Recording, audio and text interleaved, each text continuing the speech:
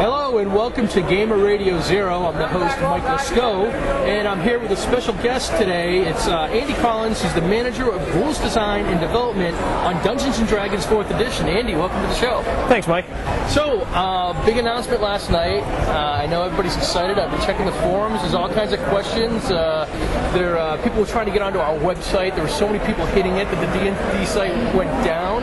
Yeah, we pretty much killed the internet last night. So I know EN World. I like to give those guys a plug. They're a great site.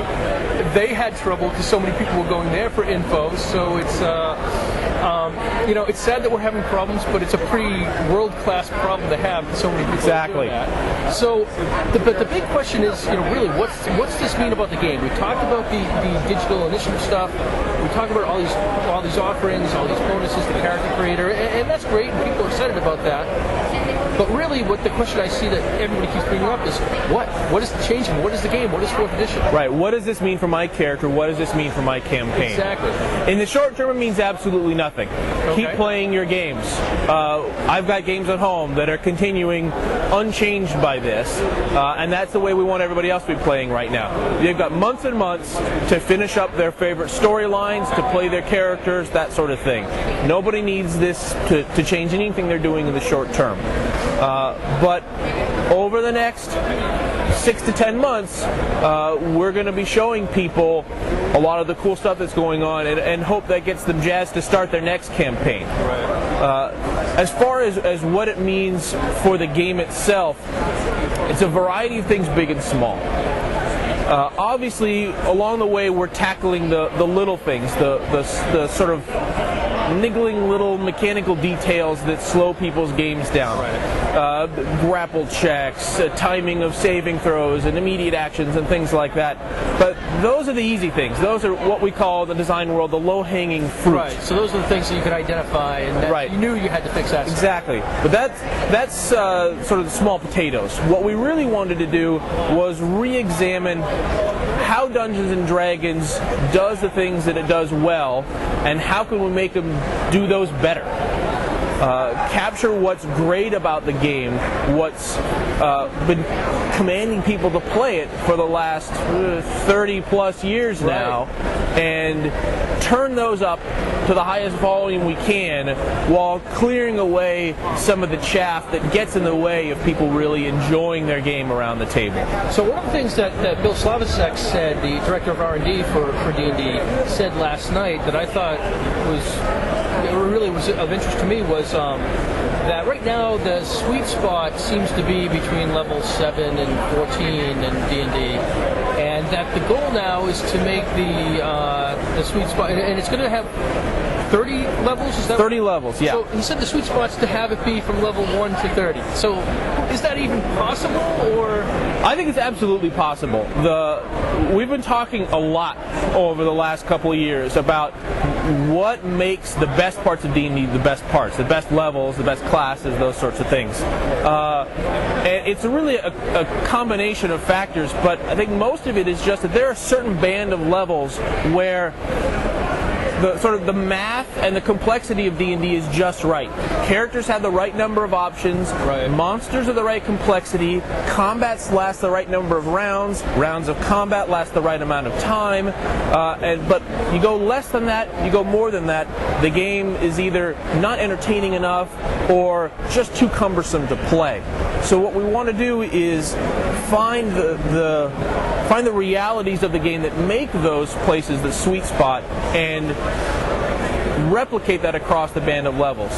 We want to give low-level characters a little bit more to do in an average combat, both in and out of combat, more interesting things, more interesting options. So if I'm playing a spellcaster, my level 1, I'm not going to just have magic missile? Right. Just like this is the 3rd edition made a great stride forward in saying to the wizard, okay, you used to have one spell, now you've got a few first-level spells and a few zero-level spells, and that was a great burden lifted off the first-level wizard.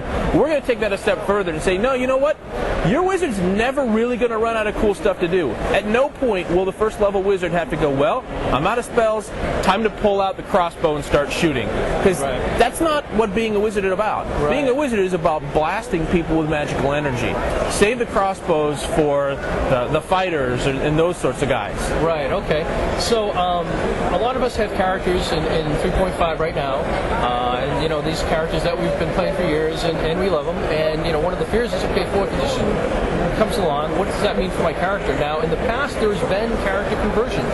Is there going to be that for 4th edition? We found the hard way last time around in 2000 that a conversion guide, while a well-meaning tool, doesn't really do what it promises to do. You can't really capture all the changes in a game in a flimsy little conversion booklet. What's more, there's such a wealth of compelling character options in 3rd edition that we couldn't possibly capture them all, right?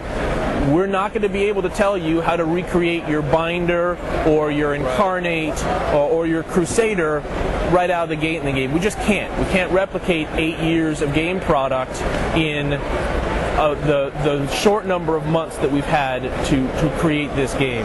So we're really encouraging folks to learn the new game the right way, which is to start out at first level and go from there. Create a brand new character, experiment with some of the new races we've got, with some of the new class options we've got, and start from the beginning, just like the old times. So this is like a clean slate. It's like everybody should start thinking. They have 9 months. You guys said you'd give them a lot of warning, right? And 9 months seems pretty ample to me.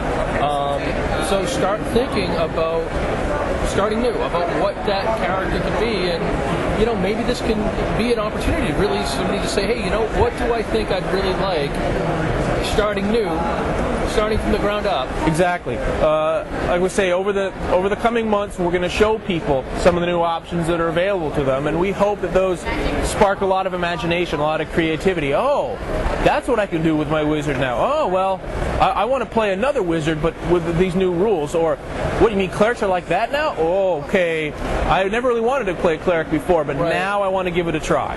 Okay, that sounds really cool. Now, what about, there's been a lot of DMs that have these great campaigns that they've had going on for a while. They have worlds. A lot of that stuff's homegrown, and they've, you know, and some of it's, you know, the different stuff. We obviously have Forgotten Realms, and just a lot of really good stuff out there. How is that going to change with 4th edition or will it? Really not at all. The game's going to be just as friendly, if not more so, to DMs who want to create their own worlds and their own stories. We're going to continue to provide the kinds of tools we always have, whether that's published adventures, campaign settings, details on how to adapt material to your own world. None of that's going to change. And so the folks running their home FR worlds or Eberron worlds are going to be able to keep using their worlds, so whether it's their homebrew or something we've published recently or long ago. They'll be able to take the material we've got and they should be able to plug that right into their story. So there's nothing in 4th edition that would sort of make that stuff not work? No, other than the sort of mechanical changes that are going on behind the scenes of the average campaign setting.